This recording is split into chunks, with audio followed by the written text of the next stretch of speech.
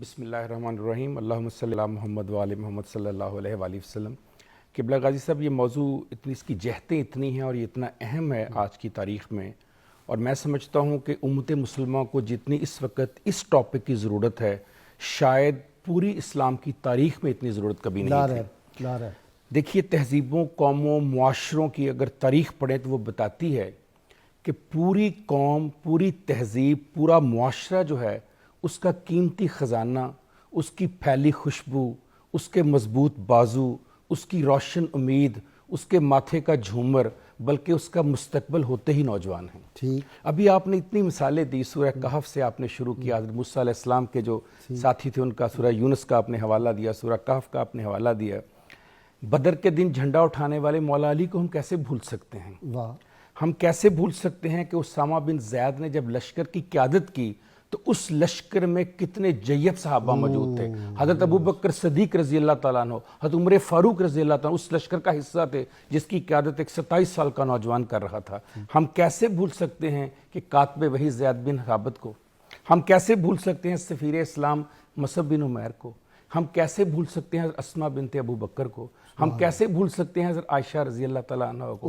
हम उम्मे अमारा को कैसे भूल सकते हैं? हम बीबी ज़ैनब को कैसे भूल सकते हैं? हम बीबी सुकैना सलामुल्लाह अलैहा को कैसे भूल सकते हैं? ये सब नौजवान ही थे जिन्होंने इस्लाम का झंडा उठाया।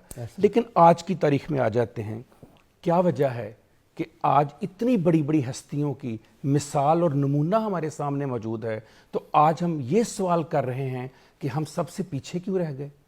आज दुनिया में 1.6 बिलियन, तकरीबन 1.25 अरब मुसलमान हैं, जिनके बारे में मैं कभी कभार अफसोस से कहता हूँ कि दुनिया में 1.25 अरब मुसलमान नहीं हैं, दुनिया में 1.25 अरब लोग हैं जो खुद को मुसलमान कहते हैं। वाह, कहने में और मुसलमान होने में बहुत फ़र्क है।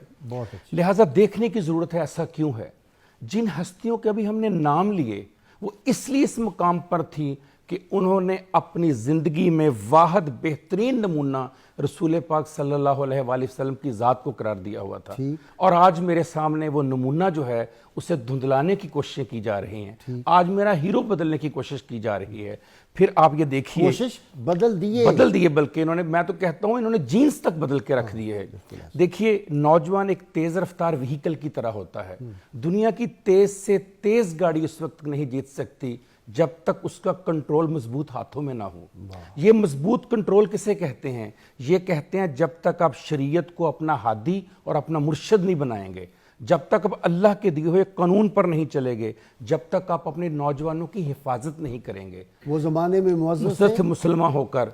आज सबसे बड़ा मसला, इकबाल कहते हैं, जावेदनामा मुझे याद आ गया, डॉक्टर तनौली साहब ने इकबाल याद करवा दिए, पैगाम अफ़गानी व ज़बान रूसिया गालबन, उसका बला मिल रूसिया। वो कहते हैं मंजिले मकसूद कुरां दीगर अस्त, मंजिले मकसूद कुरां दीगर अस्त, रस्मो आइन मुसलमान दीगर अस्त, कि कुरान मजीद की मंजिल मकसूद ही कुछ और थी, और आज हमने मुसलमानों के जो रस्मो आइन है वही और कर दिए, तब्दील करके रख दिए, हमने किबला ही बदल के रख दिया। मुझे वो सलाहुद्दीन अय्यूबी का आपने बात की तो मुझे उनकी एक बात याद आ गई, रहमतुल्लाह। क्या बात फरमाते हैं?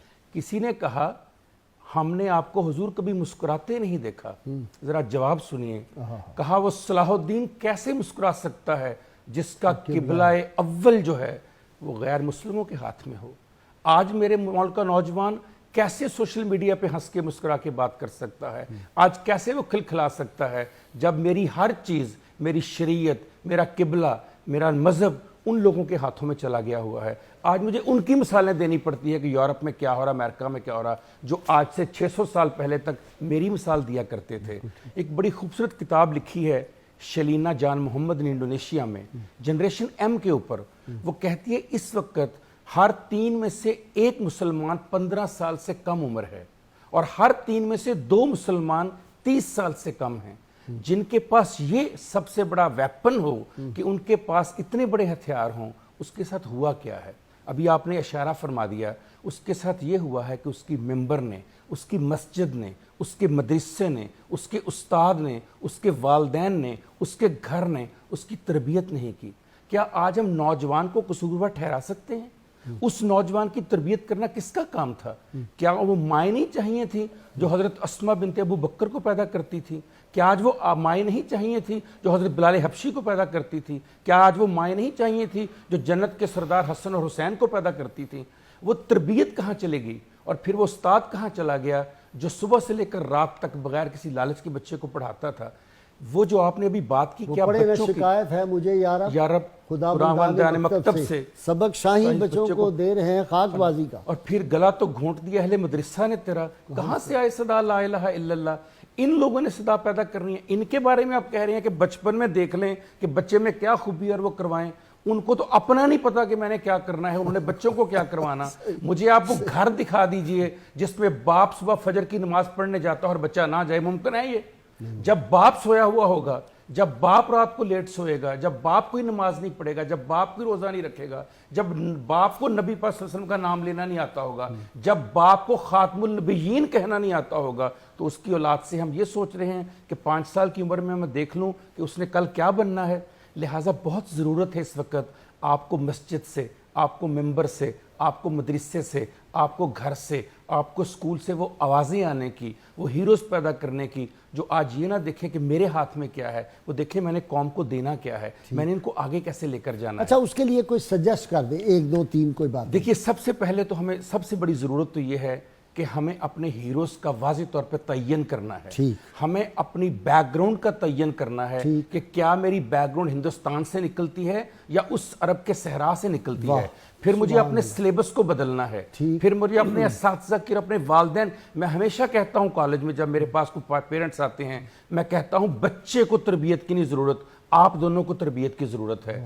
آج مجھے وہ کلاسیں لینی ہے جہاں والدین کو پڑھاؤں آ کر اور ان کو بتاؤں کہ بچوں کو کیا سبق دینا ہے آپ نے۔ آج ضرورت ہے ریاست کو، کیا ریاست نے اپنی ذمہ داری پوری کر دی نوجوانوں کے لیے؟ کیا آج کوئی ایسا ادارہ ہے جہاں نوجوان جا کر کہے کہ مجھ میں کوئی خوبی ہے، مجھ سے کام لے لو؟ کیا آج نوجوانوں کو بلا کر کہا جا رہا ہے کہ آؤ، جس طرح بدر کے میدان میں آواز دی تھی آؤ مسلمانوں کو ضرورت ہے نئے خون کی؟ کیا آج قوم بلا رہی ہے کسی نئے خون کو؟